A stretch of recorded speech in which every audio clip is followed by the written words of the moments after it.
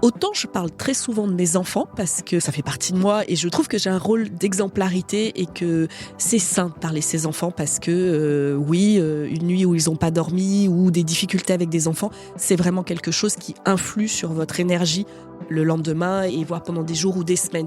Donc pour moi, c'est vraiment des choses dont il faut parler. Ça fait partie du privé, bien sûr, je ne dis pas tout, mais c'est vraiment important de dire que ça fait partie de moi et que j'ai des priorités qui sont mes deux belles brunes. Mais alors, le métier de mon mari, je vois pas en quoi ça peut influer sur mes compétences ou ma capacité à gérer des crises. Il faudra commencer à changer la représentation du pouvoir. Donc quitter un pouvoir centralisé vers une image de pouvoir distribuer, pouvoir partager, pouvoir influer, le pouvoir d'entraider. Le pouvoir, pour moi, c'est l'engagement. C'est de travailler autour du pouvoir pour, plutôt que de travailler sur des envies de pouvoir sur. Pour moi, c'est d'avoir une influence en fait sur le cours des choses qui arrivent. C'est la capacité à faire, c'est la liberté qu'on se donne d'agir, de réfléchir, de sortir du cadre, de se lancer. Est-ce que l'objectif parfois, c'est de ne pas exercer de pouvoir, mais de mettre en lumière ceux des autres ?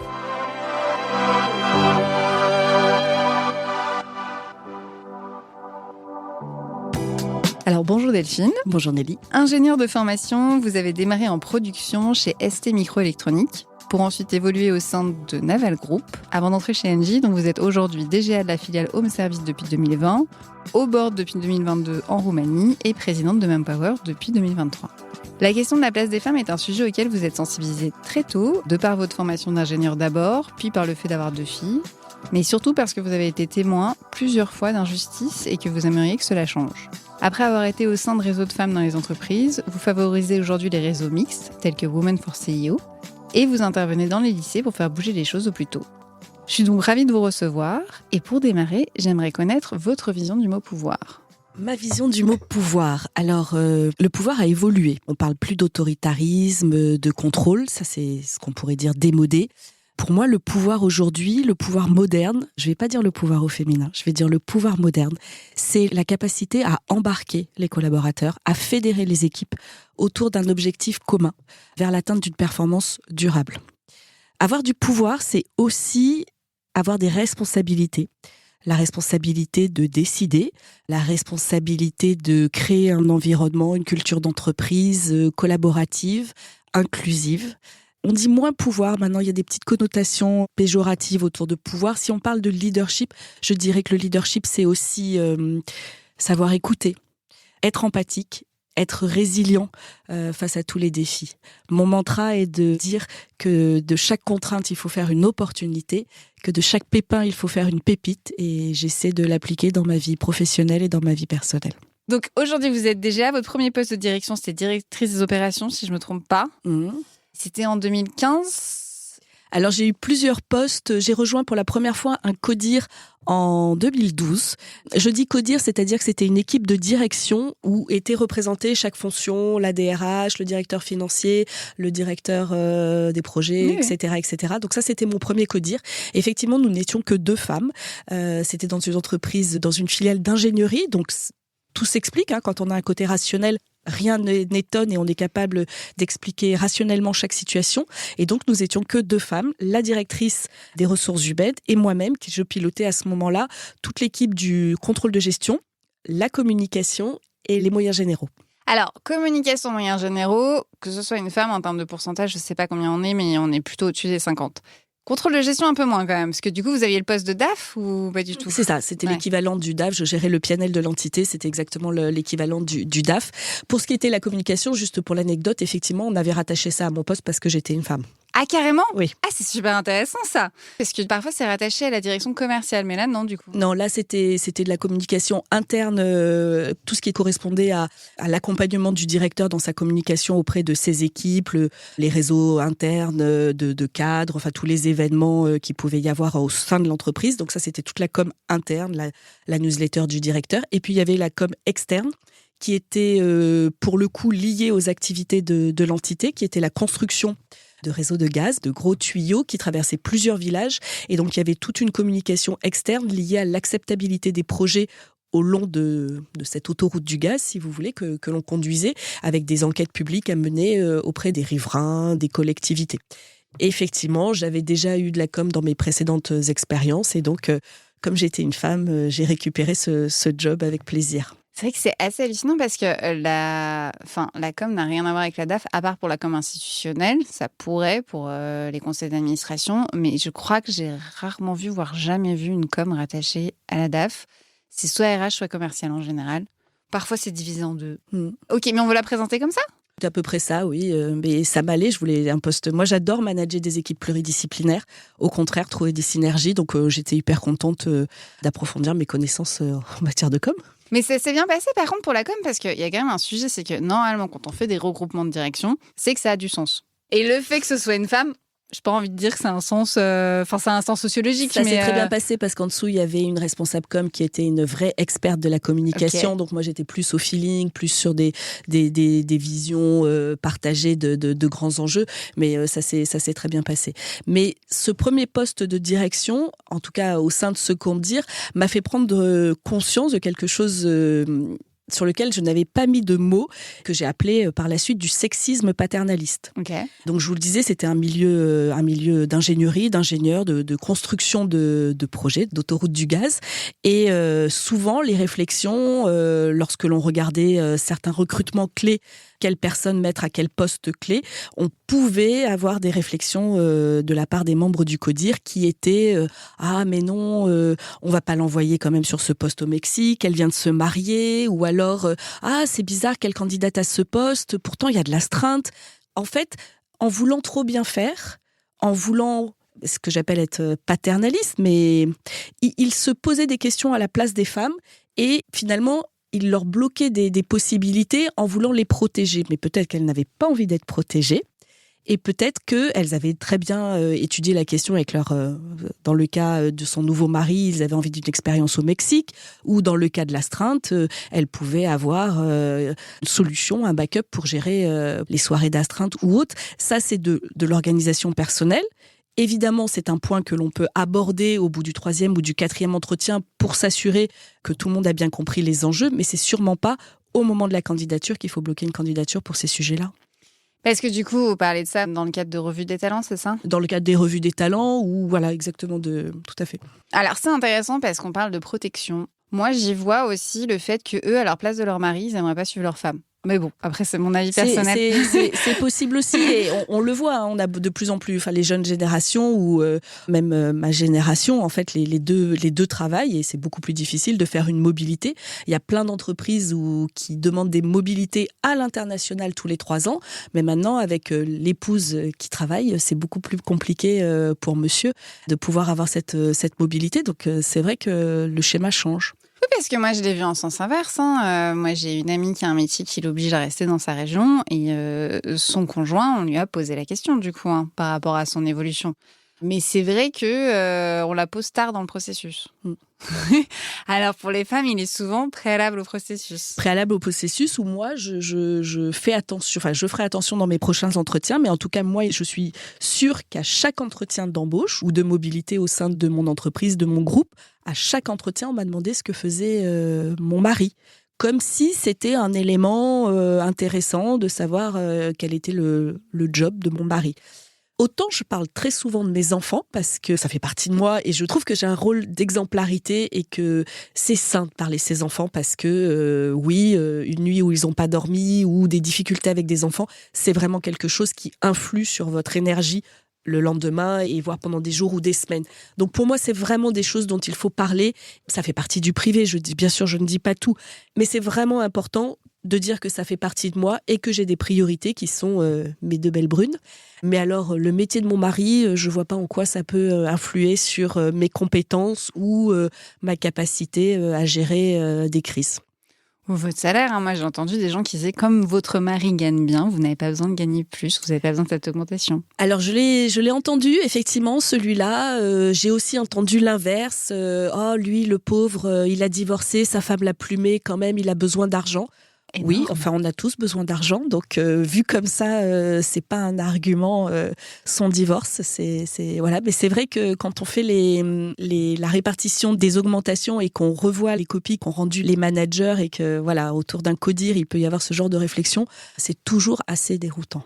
Après, rassurez-moi quand même, toutes les réflexions qu'on a là, elles datent d'avant 2020 ou on est encore post-2020 ? Alors, les choses ont évolué, mais pas toutes. Je dirais même que il y a quelques travers maintenant, c'est-à-dire que les hommes de mon comex, par exemple, font des blagues parfois entre eux. Moi, j'aime bien de rire. C'est vrai que j'aime rire et de tout. Et parfois, ils n'osent pas répéter leurs blagues parce qu'ils savent que maintenant, on peut plus le dire. Donc, ils rigolent entre eux, mais ils ne le font pas partager. Finalement, ça, c'est un recul. Oui, en fait, c'est la même chose qu'avant. C'est juste qu'ils ont un peu plus honte. Et même pas, c'est même pas une question de honte, Voilà. ceux qui restent sur un côté boys club, en fait. Mais C'est ça. C'est juste que ça n'a pas changé vis-à-vis d'avant. C'est juste qu'on n'a pas, nous, à le gérer. C'est ça. Dans une de mes entités, justement, ce premier codir dans mon entité ingénierie, j'avais mis en place un système de vigie où je faisais la vigie et je leur avais dit on aura réussi lorsque vous pourrez faire la vigie tout seul entre vous sans moi.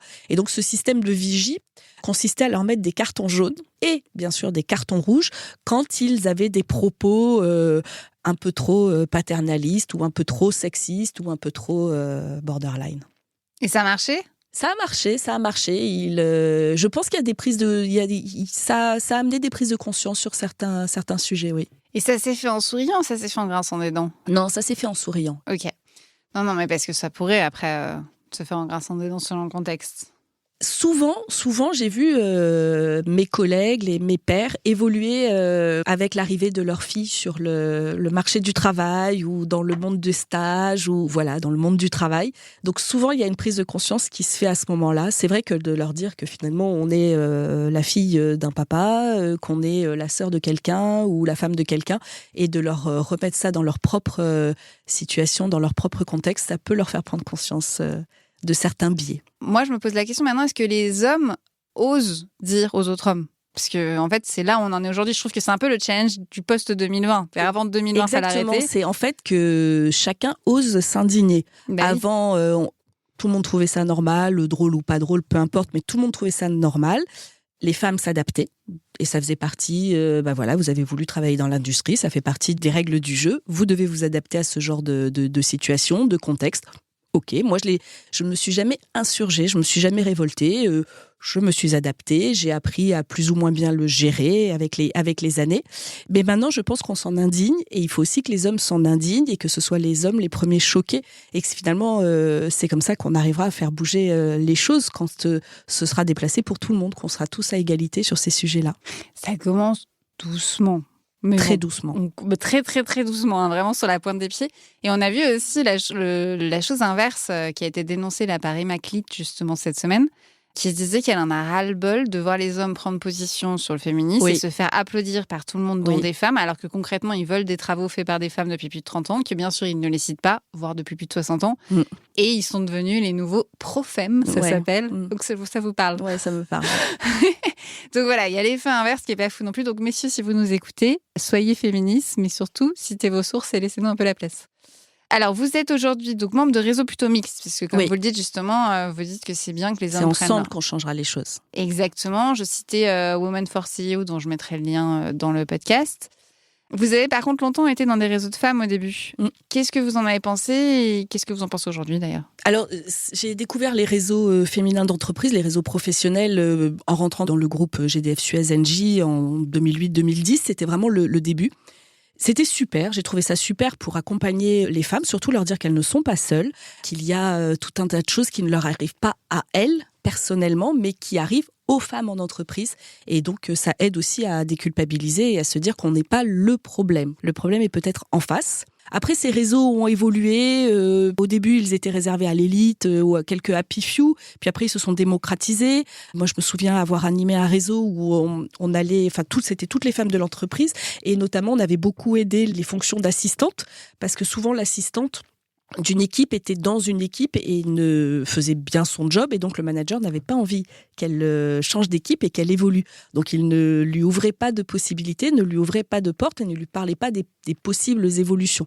Donc, de mettre les assistantes en réseau avait permis qu'elles découvrent d'autres métiers comme la com, les RH ou les achats, ou différents métiers dans l'entreprise auxquels elles pouvaient prétendre et postuler si elles en avaient envie et si elles en avaient les compétences, l'appétence. Et ça a été un plus pour elles de leur ouvrir des perspectives parce que, voilà, on peut avoir envie de garder quelqu'un à son poste quand il est très compétent. C'est vrai que dans ce podcast, on parle souvent des directions, mais c'est vraiment à tous les niveaux, en fait. Alors moi, je crois beaucoup au rôle modèle, pour le middle management. Je suis pas sûre qu'avoir 3 femmes au CAC 40, c'est super, c'est bien, c'est pas assez, mais c'est déjà bien. Mais je suis pas sûre que ce soit ça qui donne envie aux jeunes filles d'oser exprimer leurs ambitions, d'oser y aller. On sait que ça s'adresse à une élite qui a fait une très grande école et que il y aura que quelques happy few. Pour moi, c'est pas tant ça le sujet. Le sujet, c'est de dire aux femmes, à toutes les femmes qui en ont envie, ou qui en ont envie mais qui hésitent, ou qui en ont envie mais qui n'osent pas, parce qu'on sait que c'est souvent ça, de dire qu'en fait, il y a plein de rôles intermédiaires, ce qu'on appelle le middle management, où c'est possible d'avoir des jobs épanouissants, une vie personnelle et professionnelle équilibrée, et de gérer et d'avoir quelque part, d'avoir tout à la fois. Peut-on vraiment avoir tout à la fois ? Moi, c'est une vraie question aujourd'hui que je pose. Ça dépend ce qu'on appelle tout, mais moi, je pense qu'on peut. C'est pour ça que je disais, je parle souvent de mes enfants. Mes enfants sont ma priorité. Voilà, mes enfants, quand mes enfants appellent, je décroche. D'ailleurs, elles le savent. Parfois, c'est pour des conneries, mais elles savent que je décroche. Mes équipes savent que je décroche. Ça fait partie du deal et ils peuvent décrocher quand c'est leurs enfants. Après, si je dois retravailler le soir, si je dois gérer différemment ma journée, bien sûr, je le ferai. Et ça, je milite parce que être libre de son temps, être libre de son agenda, ça se fait qu'à certains niveaux de management. Et finalement, je trouve que c'est plus facile, ça peut paraître paradoxal, mais c'est plus facile de gérer son agenda et du coup de gérer son équilibre de vie pro, vie perso, quand on est plus haut dans la hiérarchie. Vous n'êtes pas la seule à le dire, hein. Vous sont nombreuses derrière ce micro à dire ça. Je suis d'accord, mais du coup, ça me pose la question différente. C'est que vos filles sont grandes aujourd'hui, si je ne me trompe pas. Elles sont en études supérieures où elles finissent. Moi, ce que je vois quand même, c'est que, alors c'est une question de génération, mais qu'il y a quand même beaucoup de femmes du coup qui ont eu leur poste de direction après que leurs filles ou leurs enfants, de façon générale, deviennent plus autonomes. Parce que petit, même si on est maître, plus en maître de son emploi du temps, c'est plus difficile, j'imagine. Je sais alors moi, j'ai vécu les choses différemment. Okay. J'ai trouvé que finalement, petite, j'ai jamais eu envie de me mettre au 4-5e. J'ai jamais eu envie ou besoin. En tout cas, je n'en ai pas personnellement ressorti le besoin. Effectivement, je me suis fait aider et j'ai pu déléguer un certain nombre de choses. En revanche, arrivé au collège, parce que l'adolescence maintenant peut commencer très tôt, donc j'ose plus parler d'adolescence. Arrivé au collège, j'ai senti le besoin de lever le pied. Et c'est à ce moment-là, éventuellement, où j'ai eu envie et besoin de prendre un jour par semaine. Okay. Donc moi, je dis aux filles de mes collaboratrices dans mes équipes que finalement, c'est pas tant petit qu'ils ont besoin de nous, parce que à cette période du collège, à ce moment de, on va dire l'adolescence, en fait, on peut pas déléguer le besoin qu'ils ont de ne pas nous parler, de nous faire la gueule, de pleurer, et puis après d'avoir envie de nous parler. Il y a qu'à nous qu'on peut faire tout ça. C'est pas avec une jeune fille à la maison ou un babysitter. Ça marche pas comme ça. Bien sûr, elles sont autonomes pour prendre leur douche, faire leurs devoirs, se faire à manger. Mais toute cette part de discussion, il y a qu'avec nous qu'elles peuvent l'avoir.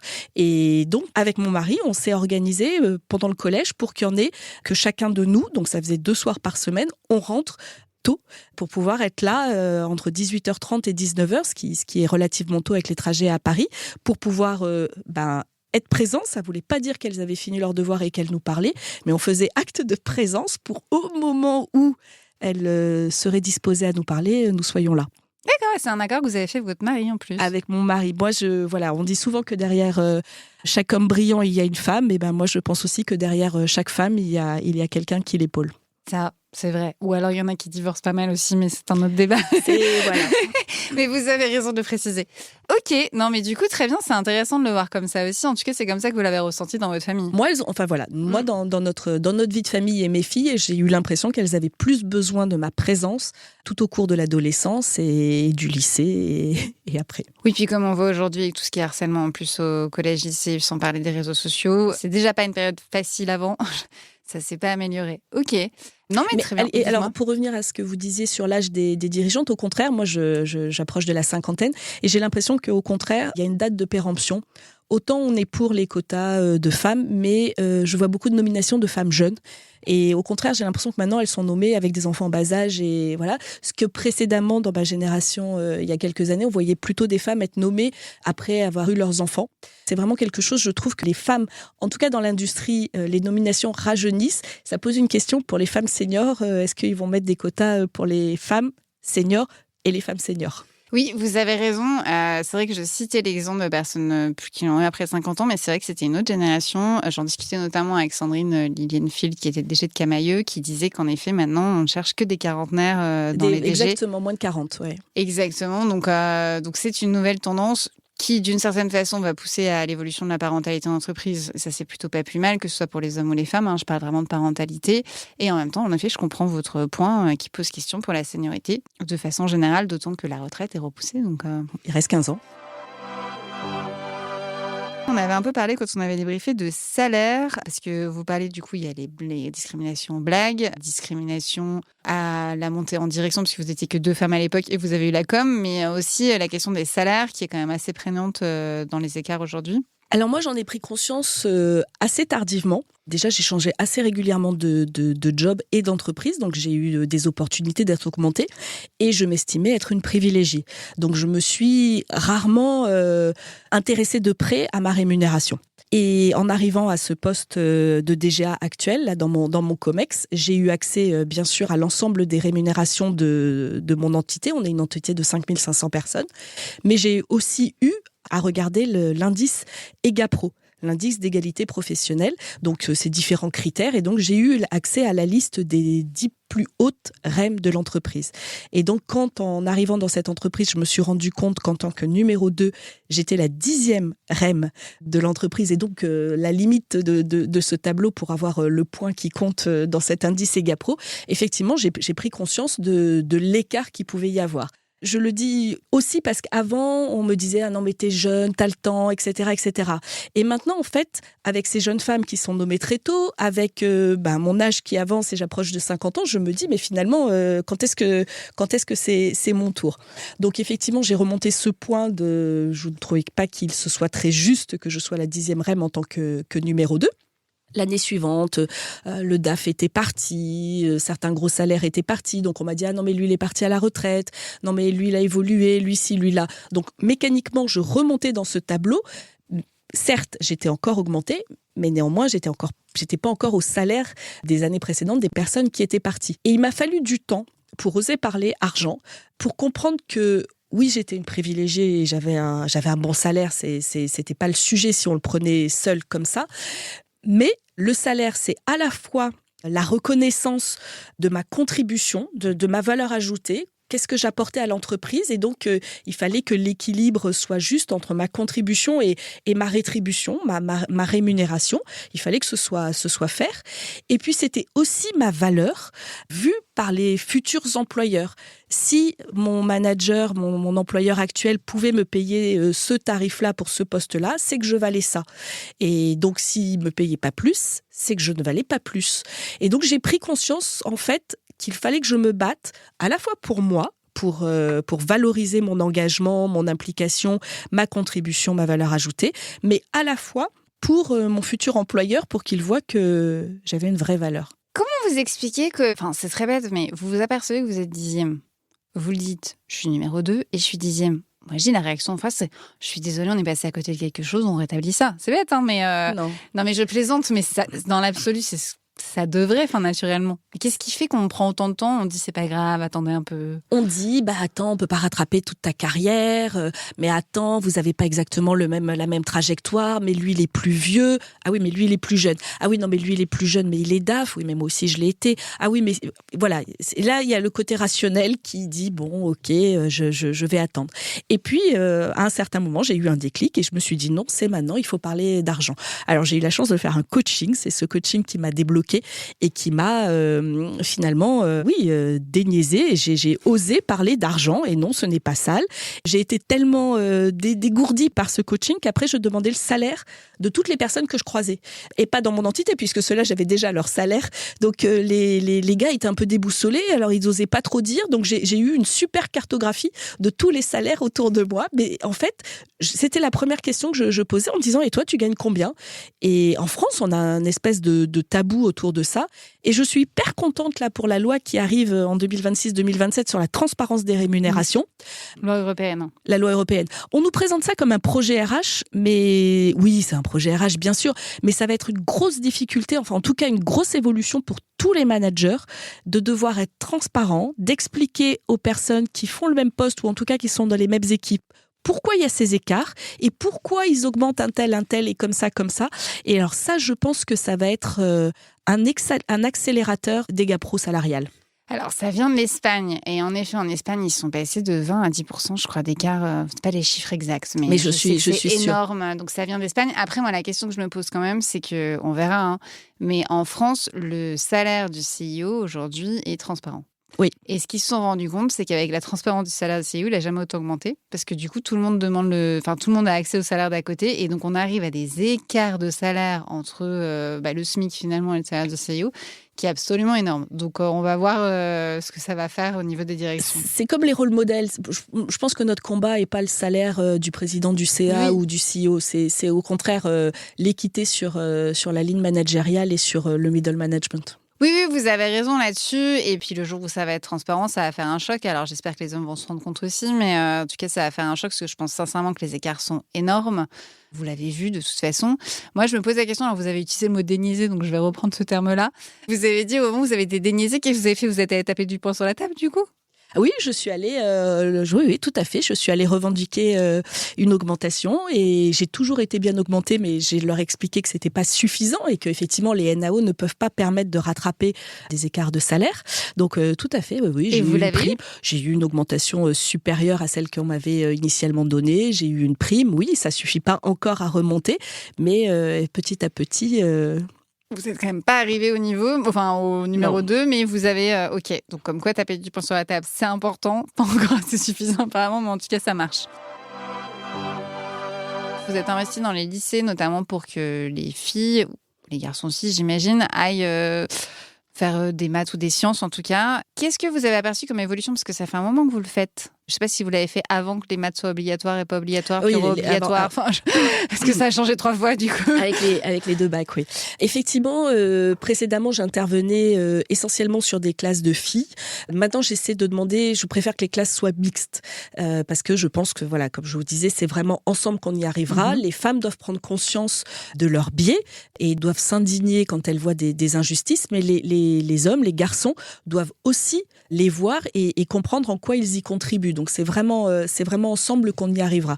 Ce nouveau bac, effectivement, fait reculer le nombre de jeunes filles qui osent prendre maths, physique, SVT par rapport au nombre de jeunes filles qui précédemment allaient vers le bac S. Et ça va être un sujet dans quelques années. Voilà, là on va changer, mais le temps que cette tranche d'étudiants sorte, c'est un vrai sujet. Et du coup, est-ce qu'il y a une évolution par rapport à la volonté de faire plus de sciences ou à la volonté d'aller en ingénierie ? Est-ce que vous avez vu un changement ? C'est pour ça que je parlais des rôles modèles, c'est que finalement, aller en école, en collège ou en lycée, leur dire que c'est des jobs super intéressants. Ingénieur, c'est un métier qui permet de changer, qui est très vaste et qui permet de travailler dans plein de secteurs d'activité et d'avoir des activités, des métiers réellement différents. Il y a beaucoup d'applications et de leur ouvrir les écoutilles et de leur dire que finalement, on peut faire pour faire tout ça, de leur dire de ne pas avoir peur, que bien sûr on peut avoir une vie de famille si on veut, mais c'est pas forcément toujours leur question, mais qu'on peut aussi faire du sport, mais qu'on peut aussi voyager, qu'on peut, etc.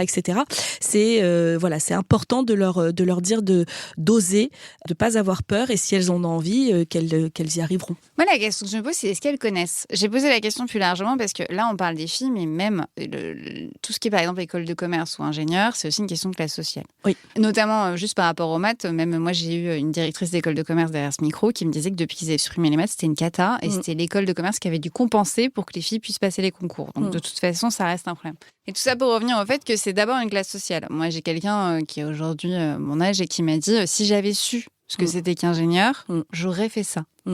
C'est pour ça qu'on est beaucoup d'associations à aller dans les lycées et dans les collèges évangéliser et expliquer tout ça. C'est une question de classe sociale. Moi, je me rappelle avoir accompagné une jeune fille de lycée technique, de bac technique, et de l'accompagner pour qu'elle fasse un BTS en alternance. Et ses parents ne voulaient pas qu'elle fasse l'alternance parce que pour eux, c'était vraiment leur fierté de pouvoir financer leurs études de leur fille. Alors que moi, je le voyais ça avec le regard de l'entreprise. Et pour moi, c'était vraiment important qu'elle fasse une alternance. Ça lui donnait à la fois, bien sûr, son diplôme, mais ça lui donnait surtout une expérience en entreprise qui serait valorisée pour trouver un CDI derrière. Donc oui, il faut en plus convaincre les parents, il faut convaincre les enfants, leur donner envie pour qu'ils osent et qu'ils s'expriment, mais il faut aussi convaincre les parents sur les possibilités et sur le monde dans l'entreprise quand ils n'en ont pas la connaissance. Est-ce qu'il y a une question aussi, je me pose, alors il y a une question de métier, mais une question de confiance, c'est-à-dire qu'on le sait depuis le CP, je crois qu'une petite fille à partir du CE1, je crois qu'elle sait qu'elle est moins douée en maths qu'un garçon, ce qui n'est pas vrai, hein. C'est juste que la façon dont est enseignée à l'école, on dit que les filles sont moins bonnes en maths que les garçons, et du coup je me dis, arrivé au lycée, est-ce que c'est pas aussi un sujet de se dire, finalement, est-ce que j'ai les capacités d'eux en fait ? Exactement, c'est ce que j'appelle travailler sur ces biais de genre et sur ces stéréotypes. Effectivement, il y a une expérience qui a été menée en maternelle auprès de garçons et de filles en leur disant ça c'est un exercice de mathématiques. Les garçons réussissaient mieux, les filles un peu moins bien. Et de l'autre exercice, on leur disait ça c'est un exercice de dessin. Là, les filles réussissaient mieux et les garçons réussissaient moins bien. On reproduit ce même genre d'expérience au primaire, au collège, on leur dit voilà, on fait ça et on voit toujours ce même genre de différence. Ils ont fait l'expérience sur des classes d'école d'ingénieurs. Donc quand même, voilà, sur des filles et des garçons d'école d'ingénieurs. Ils ont commencé par donner l'exercice sans rien dire, l'exercice de maths. Et après, ils ont dit, sur cet exercice, les filles réussissent aussi bien que les garçons. Eh bien, les filles ont mieux réussi l'exercice que les garçons. Donc effectivement, on a des biais. Et effectivement, il faut que notre façon d'enseigner les maths ou le stress des parents transmis aux enfants sur les maths, la phobie des maths, contribue finalement à tétaniser un enfant qui n'a aucun problème en maths. Ça marche. Juste pour corriger, on leur disait que c'était un exercice de géométrie, pas de mathématiques, pour que les gens voient bien le lien avec le dessin. Ouais. Donc juste ça. Ok, moi là maintenant la question que je me pose, c'est que du coup avec la loi Rixin notamment, on va avoir de plus en plus de femmes dans l'entreprise de plus de 1000 salariés. Alors certaines entreprises sont déjà très féminines parce que c'est le métier qui veut ça.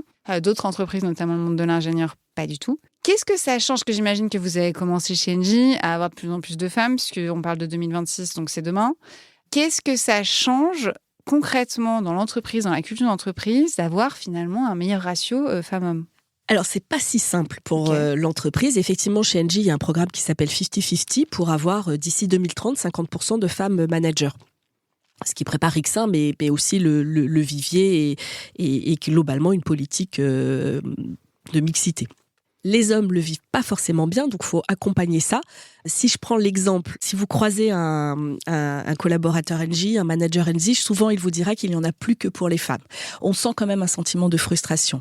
Et pourtant, quand on regarde les chiffres de nomination, il y a 70% des postes qui sont encore pourvus, où l'homme est nommé.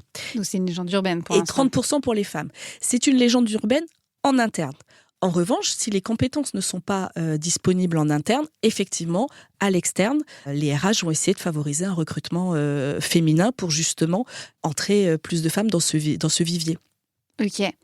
Mais du coup, concrètement, là, on n'est pas encore atteint l'égalité, mais est-ce que ça a changé des choses ? Vous m'avez dit que dans votre premier codir, vous aviez que 2 femmes. Dans les codires qu'on suivit, est-ce que vous étiez un peu plus nombreuses ?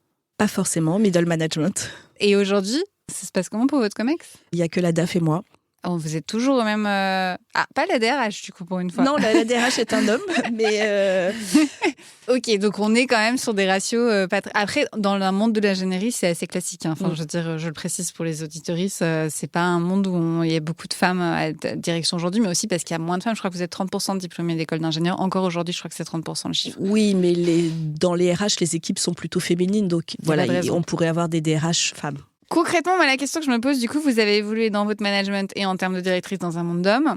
Comment ça s'est passé pour vous, cette évolution vers du management et évolution vers une posture de directrice entourée d'hommes? Est-ce que vous avez calqué des codes similaires? Est-ce que vous avez vos propres codes? Est-ce que vous vous sentiez à part? Enfin voilà, comment vous avez travaillé cette évolution? Alors déjà, moi, j'ai toujours voulu féminiser mon intitulé de poste. Quand Ok. j'étais responsable, la question ne se posait pas. Quand on le disait en anglais, manager, la question ne se posait pas. Mais quand je suis passée directrice, justement, j'ai tenu à ce qu'on dise directrice. Parce que pour moi, c'est vraiment important. Je milite pour que mes collègues qui sont directrices ne se fassent pas appeler directeur. Mais c'est vraiment important pour moi de féminiser son intitulé et pour que tout le monde entende ces mots et conçoive les postes de directrice comme des postes équivalents à des postes de directeur. Ça, c'est vraiment le premier point qui est important pour moi. Moi, je suis dans une génération où la génération au-dessus de moi, elle en a encore plus bavé. Les femmes avant moi en ont encore plus bavé, je pense, toujours dans l'industrie, pour être là où elles étaient. Et finalement, elles n'étaient pas un bon modèle pour nous. Parce que quand elles arrivaient à leur poste de direction, elles avaient effectivement pris le costume avec les travers des hommes. Donc je pense, j'espère ne pas avoir reproduit ces travers-là. Et moi, j'essaie d'avoir un rôle le plus exemplaire, je l'ai dit, ça c'est important, mais le plus authentique. Essayer d'être le plus transparente, le plus équitable, le plus juste. Et le plus à l'écoute, le plus empathique avec mes équipes. C'est comme ça que je le conçois. Mais effectivement, les femmes que j'ai eues managers n'ont pas forcément été des exemples pour moi. Qui vous ont managé, c'est ça? Qui m'ont managé il y a des années et des années, qui faisaient partie d'une autre génération qui avait encore plus bavé pour être là où elles en étaient. Quel modèle vous avez regardé qui vous intéresse? Ou peut-être que vous avez créé votre propre modèle? Oui, je crois que j'ai pas vraiment eu de modèle. Par contre, j'ai eu des super managers hommes. J'en ai eu des mauvais aussi. Et donc, j'ai essayé de faire un mix de tout ça. Françoise Giroud disait bien 40 ans de ça qu'on aurait la vraie égalité quand une femme serait nommée à un poste... Quand une femme incompétente serait nommée à un poste clé. Voilà, on a eu des mauvais managers hommes. Donc, moi, j'ai essayé de faire tout ce que je pouvais au mieux avec les mauvais et les bons managers que j'ai eus. C'est marrant. Je pense qu'il y a très très peu d'épisodes où Françoise Giroud n'est pas citée. C'est vrai. Je crois qu'on aime tous cette phrase parce qu'on la comprend très très bien. Quand vous parlez des femmes qui vous ont managé, elles n'étaient pas compétentes en termes de management, mais j'imagine qu'elles avaient une expertise exceptionnelle. Archi compétentes, mais Bah oui. elles pouvaient être dans l'autoritarisme ou dans le contrôle ou différents travers qui pour moi sont d'un autre temps. Du coup, vous parlez transparence, authenticité, qui sont des valeurs que je comprends très bien. Vous n'avez pas dit humilité, mais j'imagine que ça va un peu avec quand on sait qu'on ne sait pas. Moi, ce que je me pose... Quand on doute. Quand on doute, exactement. Le syndrome de l'imposture, oui. Ça vous parle, C'est ça? des choses qui parlent, oui, je pense. Non, ce que je me pose comme question, c'est que moi, j'ai vu, alors c'est peut-être la génération avant, mais à discuter, non, je crois que je l'ai vu encore aujourd'hui, des femmes qui justement sont assez naturelles et en fait qui font peur aux hommes au-dessus parce qu'ils se disent mais en fait elle maîtrise pas. En fait elle sait pas ce qu'elle fait. En fait j'aurais pas dû lui faire confiance. Et en fait ça les stresse parce que ils confondent finalement une innocence qui est liée à l'apprentissage et une incompétence. Donc je sais pas si ça vous parle, si vous l'avez vécu ou. Je pense pas l'avoir vécu. J'ai eu la chance une fois dans mes expériences d'avoir un directeur, c'était mon N+2, qui était pro-femme. Mais pro-femme dans le sens où pour lui une femme était, alors c'est encore des stéréotypes et des clichés, mais voilà, positifs. Une femme était plus travailleuse, plus rigoureuse, plus sérieuse, plus transparente, etc., etc. Et donc lui, il favorisait toujours la nomination ou de mettre les femmes à des postes clés ou sur des projets à enjeu parce qu'il était pro-femme.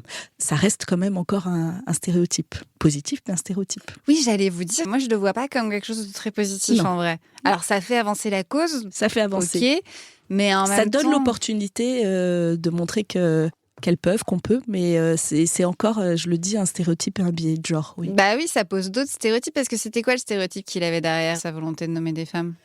Ça pose surtout le problème, on parle souvent du plafond de verre, mais finalement la falaise de verre, de nommer des femmes quand plus personne veut y aller, quand plus personne n'a le courage d'y aller et qu'on nomme une femme à des postes difficiles et du coup elle a une pression énorme sur les épaules.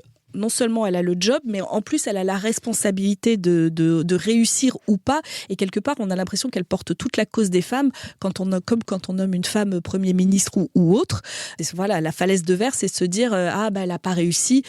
C'est parce que c'est une femme ou mais qui aurait réussi à ce poste-là. Et finalement, est-ce qu'un homme aurait osé prendre le poste dans cet état-là?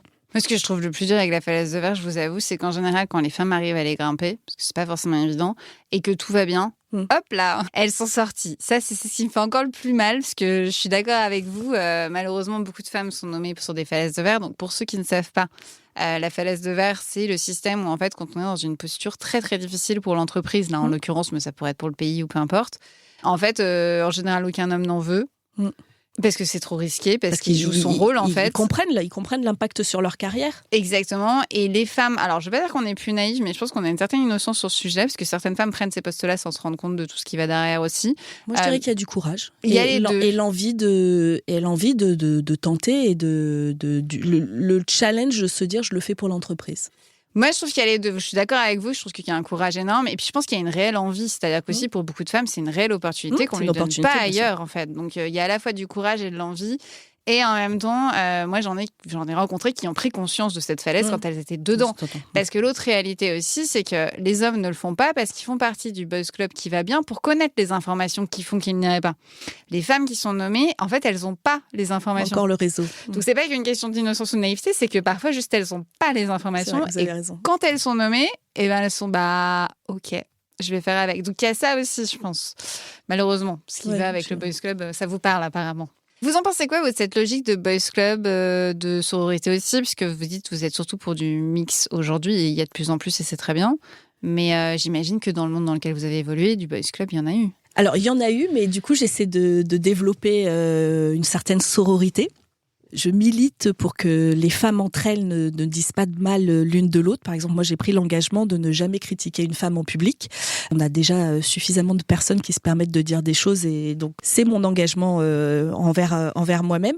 Mais effectivement, j'essaie de dire que si chaque femme faisait la courte échelle à 3 ou 5 femmes, on se porterait mieux. Et puis, si celles qui sont arrivées en haut pouvaient tendre la main aux autres pour qu'elles les rejoignent, elles se sentiraient moins seules. On dit que c'est à partir de 30% dans un collectif, 30% du même genre, que l'on se sent à l'aise pour s'exprimer et qu'on peut être écouté. Donc voilà, on est prête à les rejoindre. Donc je milite pour plus de sororité, courte échelle et puis tendre la main aux autres. Qu'est-ce qui a fait que vous êtes senti bien dans une entreprise? Parce que là, vous ne l'aviez pas les 30% dans toute votre évolution de carrière. En plus, j'imagine, à part quand vous êtes devenu chef, entre guillemets, et que vous avez fait en sorte d'avoir votre 30%. Mais vous n'avez jamais forcément eu. Donc, qu'est-ce qui a fait que vous étiez à l'aise ou pas, du coup?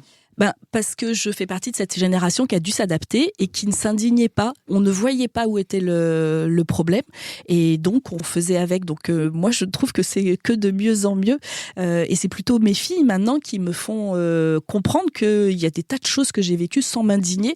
Et effectivement, cette nouvelle génération, elle nous challenge et elle nous fait grandir et elle nous ouvre les yeux sur plein de choses. Après, la nouvelle génération, elle peut s'indigner parce que justement ils sont 30% entre guillemets. Mais il y a de ça aussi. Comment vous voyez l'avenir d'ailleurs professionnel de vos filles? Pas forcément dans le métier qu'elles feront, mais dans les entreprises dans lesquelles elles vont évoluer. Alors, si je m'engage, si je suis tant engagée depuis des années, c'est aussi pour que le monde soit plus paritaire, plus mixte pour elles, et surtout qu'elles prennent conscience plus vite que moi des biais de genre. Alors, j'ai beaucoup répété ça, mais c'est vraiment ça. C'est comprendre quels sont nos freins, quelles sont nos injonctions, comment on nous a élevés et pourquoi parfois on doute et pourquoi on est différent quand on réagit à une émotion ou à différentes choses. Donc, les faire grandir sur ces aspects pour qu'elles rentrent dans le monde du travail le mieux préparées possible. Et ce qui vaut dans le monde du travail vaut dans la vie perso. Oui, donc vous pensez encore aujourd'hui que vos filles vont subir, alors pas tout ce qu'on subit aujourd'hui, mais en tout cas des biais de genre et des inégalités, des injustices. Suivant le domaine, oui, je pense qu'il en restera, oui. Vous pensez vraiment que c'est une question de domaine ? Domaine d'activité, domaine professionnel. Ouais. Non, mais c'est une question compliquée parce qu'effectivement, je pense que ça commence par l'éducation, éduquer au respect. Donc ça, c'est tout le monde à tout âge. Et effectivement, on peut tomber sur des hommes ou des femmes malaisants, pervers et autres. Et il faut être préparé à ces typologies de caractère pour les gérer en entreprise. Oui, donc là, on sort du biais de genre. C'est juste la toxicité en entreprise. Et dans la vie de façon générale. Ou malheureusement, dès les écoles, on le voit. Hein. Je crois que la cour d'école, parfois, c'est un bis repetita avant le collège aussi. Ouais. Le collège aussi, je trouve que la cour d'école, c'est encore plus flagrant parce que vous êtes toujours avec la même personne. Alors que le collège, il y a un peu plus de diversité. Et encore, ça dépend dans quel collège vous êtes, mais bref. Ok, donc c'est plus une question de toxicité. Parce que gestion des émotions. Voilà, j'essaie de leur apprendre à mieux gérer leurs émotions. Enfin voilà, c'est des choses sur lesquelles, dont mes parents ne m'ont jamais parlé ou on m'avait jamais alerté sur le droit à les séparer de ses émotions ou au contraire comment accueillir ou gérer ses émotions. Oui, c'est ce que vous disiez notamment quand vous avez pris le temps au collège justement pour les accueillir, ces émotions. La gestion des émotions ou la canalisation des émotions, peu importe comment on l'appelle aujourd'hui, en entreprise, vous en pensez quoi ? J'ai souvent eu des collègues qui m'ont dit « Oh là là, si elle se met à pleurer, qu'est-ce que je fais ?» Parce que voilà, je peux être la confidente de certains collègues masculins. Je lui dis tu lui donnes un mouchoir et tu l'écoutes. Et voilà, il faut faire simple. En fait, c'est une émotion qui s'exprime. Ce n'est pas grave. C'est juste une émotion qui s'exprime. Pour moi, c'est comme une cocotte minute qui explose. C'est qu'il y a soit quelque chose qui est retenu, non dit depuis longtemps, soit il y a un trop-plein à un moment, et ça fait partie des choses dont on doit parler avec son manager pour expliquer d'où vient ce mal-être. Mais les larmes ne sont que l'expression de quelque chose qui est resté bloqué pendant trop longtemps. Ce n'est pas grave. Donc voilà, je dis juste au manager de donner un Kleenex et de les écouter. Comment vous faites au sein de votre équipe pour mettre en place ça ? Parce que dans l'entreprise, les émotions, on est d'accord que même si depuis 10 ans, on en parle, allez, 5 ans, on en parle pour de vrai, 10 ans, j'abuse un peu. Bon, on n'y est pas encore. Non. Dans un monde encore plus masculin, j'imagine qu'on y est encore moins. Donc, si c'est quelque chose pour vous qui est important, j'imagine que vous mettez le cadre qui va bien dans vos équipes pour qu'aussi ça se libère. Ou est-ce que vous y arrivez ? Peut-être pas. Oui, j'essaie. Et puis, c'est aussi du courage. Il faut avoir le courage de dire les choses quand ça va et quand ça va pas. Quand ça va pas avec un de mes collaborateurs, j'ai le courage de lui dire et de pas forcément attendre. Et finalement, c'est du courage, parce que la facilité, c'est de ne rien dire et de continuer et de se dire, voilà, je verrai plus tard. Et finalement, ça libère la parole de dire les choses au fur et à mesure. Ils savent que quand ça va pas, je leur dis. Quand ça va, je leur dis aussi. Et donc, finalement, ils font moins de suppositions entre les deux. En parlant de suppositions, je leur parle souvent des 4 accords Toltec. Voilà, j'essaie de leur donner des choses simples en leur disant on travaille dans un cadre le plus bienveillant et le plus sain, c'est-à-dire arrêter de faire des suppositions. Quand il se passera quelque chose ou quelque chose sera officiel, on vous en parlera. Que votre parole soit impeccable, n'essayez pas de critiquer les autres, n'essayez pas de dire du mal. Faites de votre mieux pour travailler, voilà, continuez votre job. On verra bien ce qui se passe autour de nous et ne pas prendre les choses personnellement. Voilà, et ça c'est vraiment quelque chose qui est important. C'est en entreprise, il faut pas prendre les choses personnellement. Ça reste un travail. Ce n'est qu'un travail. C'est très important un travail. On y passe la journée, mais ce n'est qu'un travail. Courage, c'est un mot que vous utilisez beaucoup. C'est hyper important pour vous, le courage. J'adore. Alors, allez-y, vous y réagir. Alors oui, je réagis parce que j'ai récemment fait un 360. Vous savez, un 360, c'est on interviewe anonymement vos équipes, vos pairs, votre manager et puis un cercle élargi de personnes. Et les personnes cochent des cases et puis mettent des verbatims et ça vous donne de précieux feedbacks pour savoir ce qui va et quels sont les axes à travailler. Sur ce 360, j'ai été très étonnée de l'alignement finalement de toutes les personnes interrogées, puisque vraiment il y avait un alignement parfait. Donc je me suis dit que finalement j'étais assez lisible et que ça m'allait. C'est vraiment ce que je cherche, je souhaite être et ce que je cherche à faire. Et il y avait un mot qui revenait beaucoup dans le verbatim, c'est le courage. Et comme quoi j'avais beaucoup de courage. Et c'est drôle parce que moi j'ai souvent pensé que les autres n'en avaient pas. Je ne m'étais pas posé la question dans l'autre sens en me disant que c'était peut-être moi finalement qui en avait plus ou qui osait l'exprimer plus que les autres. Donc c'est vrai que le courage managérial, c'est vraiment quelque chose qui est important pour moi, qu'un manager, c'est une qualité qu'il doit avoir. Moi, je me pose une vraie question là-dessus. C'est est-ce qu'une femme qui n'a pas de courage peut évoluer ? Est-ce que vous avez déjà vu une femme non courageuse évoluer ? Il y a une autre catégorie de personnes qui arrivent à évoluer.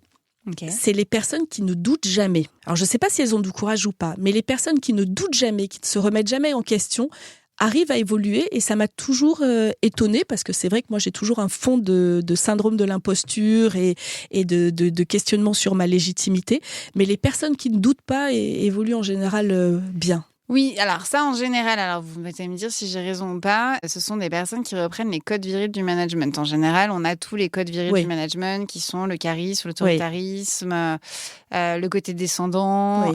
Et donc du coup, elles évoluent parce qu'elles rentrent dans un cadre managériel encore viriliste, attendu aujourd'hui, stéréotypé. Donc ça, oui, c'est une catégorie de femmes. J'ai l'impression qu'il y en a de moins en moins, mais peut-être pas. Il y en a encore, ok.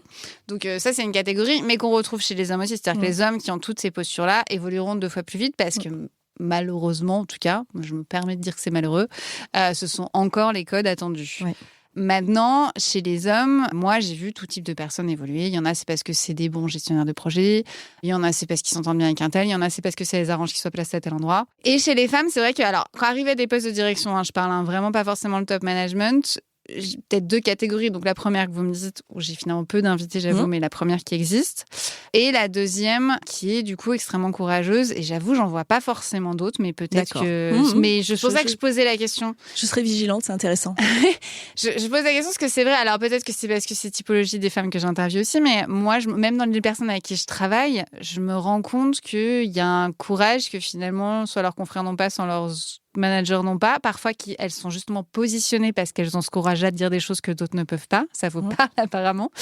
Voilà, c'est pour ça que je posais la question. Mais donc, vous dites pas forcément. Très bien.